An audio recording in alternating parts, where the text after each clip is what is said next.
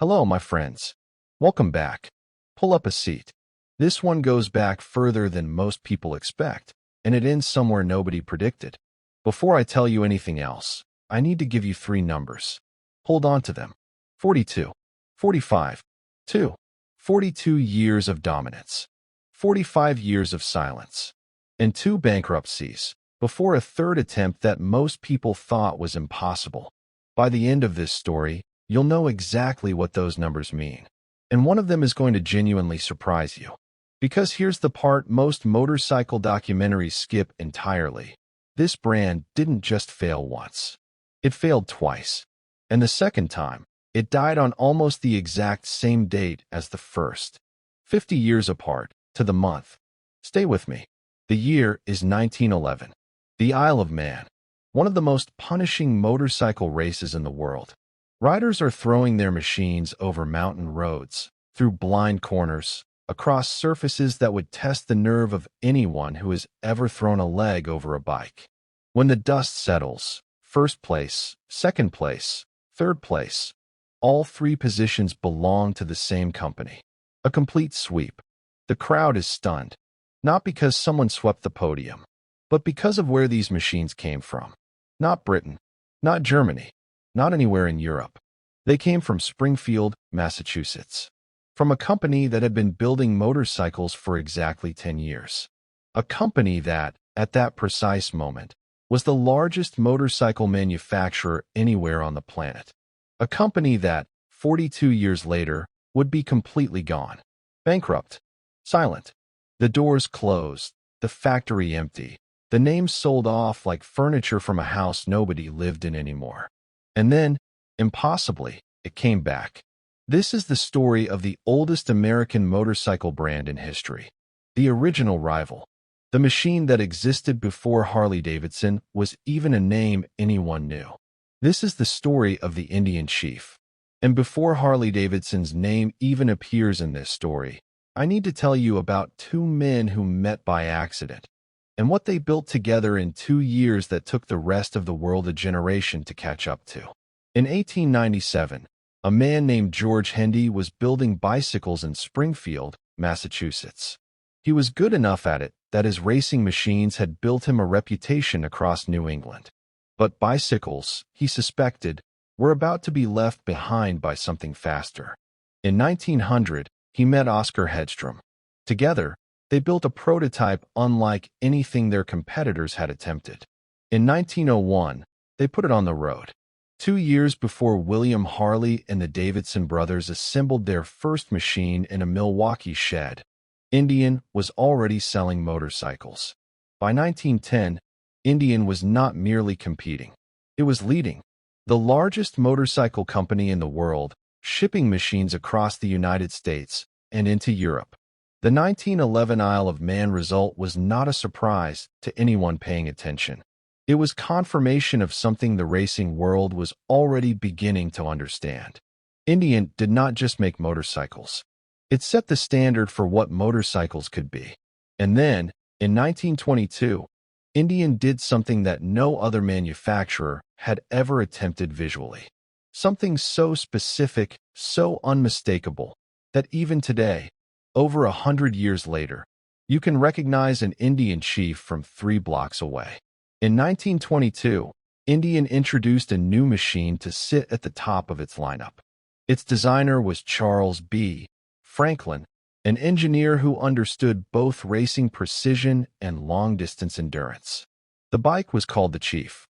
It ran a 1,000 cubic centimeters V-twin, a 42-degree engine with a sound and a character unlike anything else on the road. A year later, the Big Chief arrived with a 1,210 cubic centimeters engine, wide enough and strong enough to carry a sidecar across a continent without complaint. Then, in 1940, Indian did something nobody else had ever attempted. They wrapped the wheels of the Chief in large, deeply curved fenders, swooping down low, covering almost the entire wheel from above. They called them Valanced fenders. Nobody else had them. Nobody else has truly replicated them since. In one decision, Indian gave the Chief a silhouette that is immediately, unmistakably, permanently its own. A rider today can see one from 3 blocks away and know exactly what it is. And that visual identity was about to be tested in the most serious way possible, because within 2 years of those fenders appearing, the United States was at war. And the U.S. Army came looking for machines it could trust with soldiers' lives. When the United States entered the Second World War, Indian answered immediately. 3,000 chief units went to the United States Army. 5,000 more were sent to France. These were not showroom machines. They ran on bombed-out European roads. They carried dispatches through conditions that would destroy lesser equipment. They performed. By the time the war ended, Indian had proven something beyond style or performance. It had proven it could be trusted when lives actually depended on it. For a brief moment after, the future looked bright. Returning soldiers knew the Indian name. The factories were running. The chief was ready for a new decade. What came next, nobody inside Indian saw coming. And the threat didn't come from Harley Davidson. It came from across the Atlantic, and it exploited one specific weakness that Indian had left completely exposed. The late 1940s brought a threat Indian had not prepared for. British motorcycles, Triumph, BSA, Norton, began arriving in American showrooms. They were lighter. They were cheaper. They were fast in a way that felt sharp, urgent, modern. American riders who had grown up dreaming of big, heavy cruisers began looking at something else entirely. Indian tried to respond. They built lighter machines. The Arrow, the Warrior, smaller bikes meant to compete at lower price points. The quality was not there. The engineering felt rushed. Buyers noticed. Sales of the Chief fell. The lighter models failed.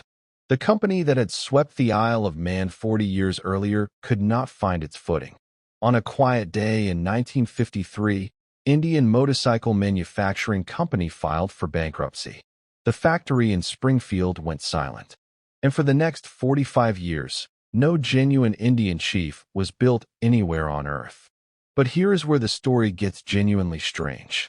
Because during those 45 years, the Indian name didn't disappear. It was bought, and sold, and used. And what was being sold under that name, to riders who trusted it, was something that should make you furious. What followed is one of the stranger chapters in motorcycle history. The Indian name passed through different hands. In 1959, a British company called Brockhouse Engineering took Royal Enfield motorcycles, built in England, and sold them in America with Indian badges bolted to the tank. They were not Indian motorcycles. They shared nothing with the original machines except the name on the side. Riders who knew the history were furious. Riders who did not know the history were simply confused. The Indian name drifted through the decades carrying a reputation it was no longer earning.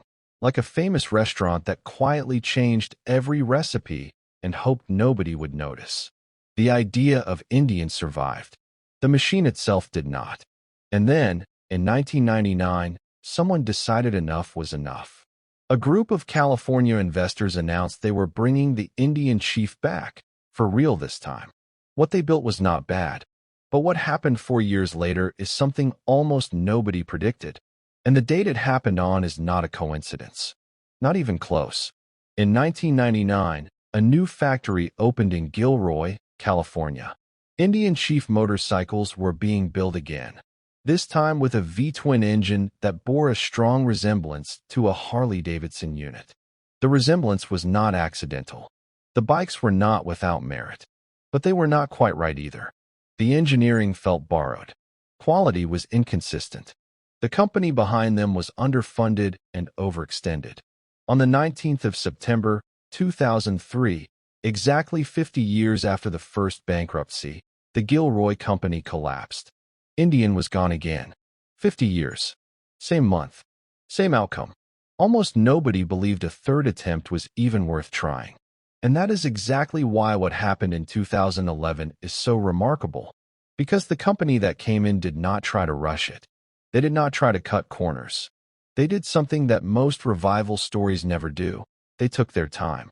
And what they built when they were ready changed the story of American motorcycling all over again. In 2011, Polaris Industries, a company that built snowmobiles and all-terrain vehicles and had the engineering depth to do this properly, acquired the Indian brand. They did not rush. They spent 3 years rebuilding from the ground up. New factory in Spirit Lake, Iowa. New engine designed specifically for Indian. New frame. New everything. In 2014, the new Indian Chief rolled out carrying the Thunderstroke 111 to 1,811 cubic centimeters, 119 pound-feet of torque, and the Valanced fenders, back, exactly where they belonged, exactly as deep and swooping as Charles Franklin drew them in 1940. It was not a tribute. It was not a replica. It was a functioning, competitive, genuinely excellent motorcycle. For the first time in over 60 years, the Indian Chief was ready to challenge Harley Davidson on equal terms. 15 years of rebuilding, new models, racing victories, growing sales, and then, in February of 2026, just weeks ago, the road turned again. And this time, nobody knows yet where it leads. In February of 2026, Polaris announced something unexpected. After 15 years of rebuilding the Indian brand from a dead name into a genuine rival, they sold it. The buyer, a private equity firm called Carolwood LP, based in Los Angeles. What this means for the Indian Chief going forward, nobody knows with certainty. A new owner with different priorities. A brand that has already survived 2 bankruptcies and 45 years of silence. A machine with over a century of history behind it, and an uncertain road directly ahead. The Indian Chief has been counted out before. Twice. And twice it came back. So what exactly is the thing that kept bringing it back? It wasn't luck. It wasn't money. The money ran out twice. It was something else. And when you understand what it was, this stops being a story about motorcycles entirely. Most things, when they fail, stay failed. Most companies that go bankrupt once do not come back. Companies that go bankrupt twice, even more rarely.